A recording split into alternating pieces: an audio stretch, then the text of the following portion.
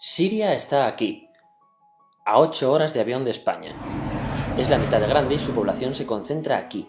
¿Por qué? Porque toda esta zona es un enorme desierto, pero un desierto muy importante. Tiene 1/3 de las reservas de petróleo del mundo y también de gas natural, según algunos el nuevo petróleo.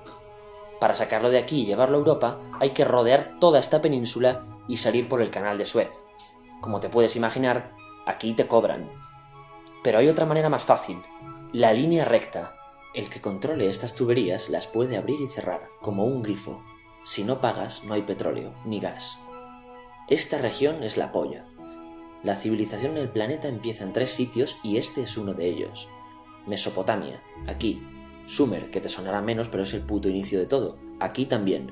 ¿Recuerdas la Torre de Babel de la Biblia? La hicieron estos tíos. Egipto, aquí.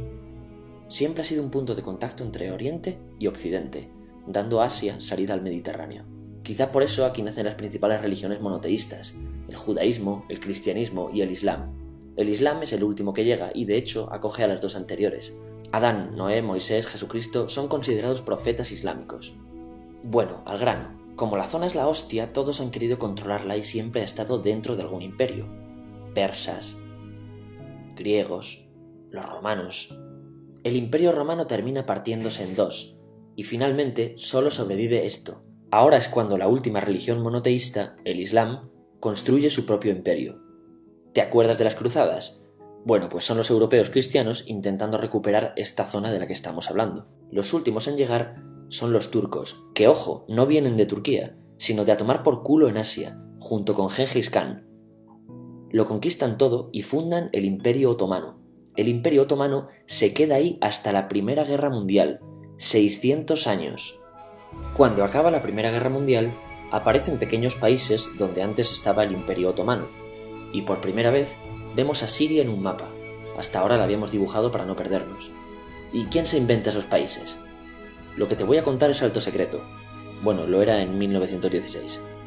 Este súper secreto se llama Acuerdo de Sykes-Picot. Los franceses y los ingleses no podían derrotar solos al Imperio Otomano. Solo podían si les apoyaba la gente que vivía dentro, en su mayoría árabes. ¿Cómo se los ganaron? Pues les prometieron la Gran Arabia, un país solo para ellos. El único problema es que era un timo. Antes de seguir, recuerda una cosa. Los árabes son un pueblo, pero no una religión. O sea, un árabe puede ser musulmán, puede ser cristiano, y antes del Islam parece que hubo tribus árabes con tradiciones judías. Bueno, pues a los árabes no les dieron ese único país que les habían prometido. En su lugar, franceses y británicos crearon muchos países pequeños. Estos países, obviamente, no eran países de verdad, sino zonas bajo su control con gobernantes puestos por ellos. Durante este tiempo hacen lo que quieren con la zona. Recuerda que hay petróleo. Siria, aunque no tiene grandes reservas, tiene fácil salida al mar, y Francia, que es la que se ha quedado con Siria, se lo da a compañías extranjeras. Después de la Segunda Guerra Mundial, los europeos se van. En el caso de Siria, son echados a patadas. Pero antes de irse, crean otro estado, Israel. No es el momento de hablar de ello, pero es un estado muy polémico que sus vecinos no reconocen. La prueba es que nada más irse los británicos, todos estos estados lo atacan. La zona, a partir de ahora, va a ser una puta bomba de relojería. ¿Y mientras qué pasa en Siria? Bueno, pues no es muy estable. Tiene golpes de estado constantes. En esa época aparece en Siria una ideología que se hace con el control y se expande por el mundo árabe, el Ba'ath. Esta ideología mezcla el antiguo sueño de una sola nación árabe con ideas socialistas. Y algo muy importante, es laica, o sea que no es religiosa. Siria se llega a unir con Egipto, un país con el que no tiene frontera. Pero no es algo raro, muchos de estos países intentan hacerlo también. Como recordarás, a esta gente se le había prometido un solo país y las ganas las seguían teniendo. Pero la unión falla. En este tiempo Egipto les convence para nacionalizar el petróleo. En Siria, Al-Assad, el padre del Assad de ahora, se convierte en jefe del estado Ba'ath. En Irak, también Ba'ath, comienza a ganar fuerza Saddam Hussein. Las diferencias entre ambos países dividen a los partidos Ba'ath de otros países en pro-Siria o pro-Irak. Ahora ocurre la Guerra Fría. El mundo se divide en 2. O eres de Estados Unidos o de la Unión Soviética. Son años muy movidos en los que se pegan constantemente con Israel, invaden su vecino Líbano y comienza una oposición islamista al régimen Ba'ath de Assad, los hermanos musulmanes. Vale, volvamos atrás un momento. Recuerdas que la mayoría de árabes eran musulmanes, ¿verdad? Pues dentro de los musulmanes hay 2 ramas fundamentales, los suníes, la mayoría, y los chiíes. En el caso de Siria, a pesar de ser un estado laico, los gobernantes como Assad y jefes militares eran chiíes, los cuales representan menos del 13%.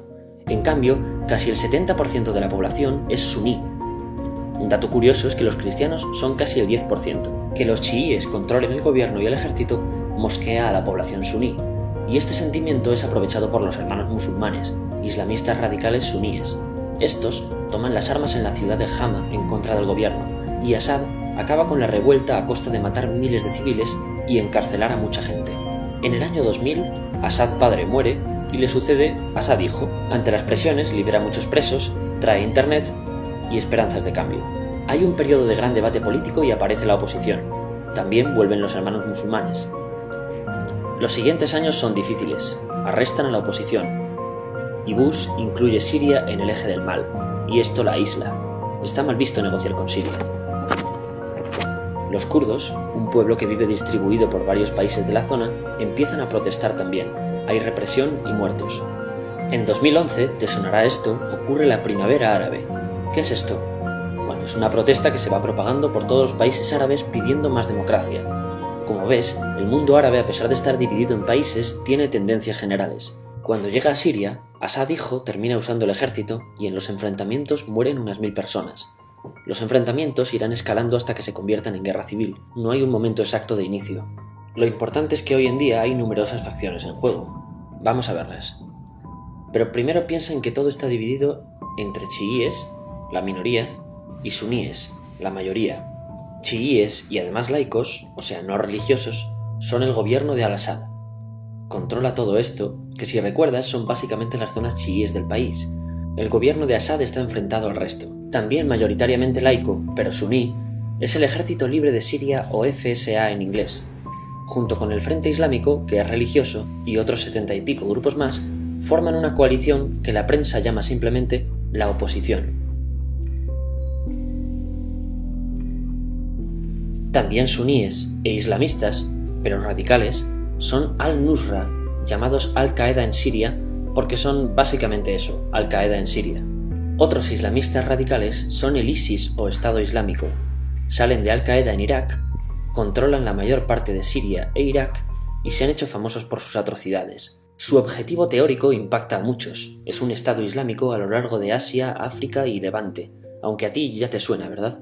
En naranja tenemos al pueblo kurdo, que recordarás porque el presidente Al-Assad lo reprimió, al igual que gobiernos de países próximos también hacen. Ahora controlan militarmente esta zona.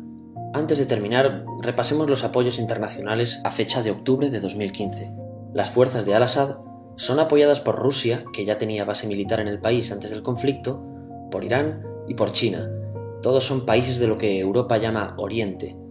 En contra de Assad, apoyando a la llamada oposición, luchan Estados Unidos, Turquía, Francia, Gran Bretaña y Arabia Saudí. Podemos terminar con algunas conclusiones. Te advierto que esto ya es pura opinión. Si recapitulamos, vemos que la región es estratégica. Por su situación privilegiada, todos la quieren. Siria siempre ha estado bajo el paraguas de grandes imperios. Piensa que hace 100 años la actual Francia era Francia, Gran Bretaña era Gran Bretaña, pero es que hace 200 también, y hace 300 también, y hace 400 también. En cambio, Siria solo es Siria desde hace menos de 100 años, y solo se gobierna a sí misma desde hace poco más de 50. Además, jamás decidieron sus fronteras, se las impusieron. Europa divide Oriente Medio a su antojo para controlarlo, diseñando países sin tener en cuenta su población. Muchos historiadores dicen que todo pueblo tiene la necesidad de manejar su propio destino, pero estos ingredientes que hemos visto juegan en contra de proyectos como la Siria Ba'ath, que encima usa la represión para mantenerse. En última instancia, producen una guerra civil. En este contexto no es extraño que aparezcan actores que se alimenten de la desesperación, el sentimiento suní de opresión y la visión de Occidente como invasor. ISIS usa la identidad árabe y la mitología de antiguos imperios. Cuando quieras entender el presente, pregúntate: ¿y el pasado?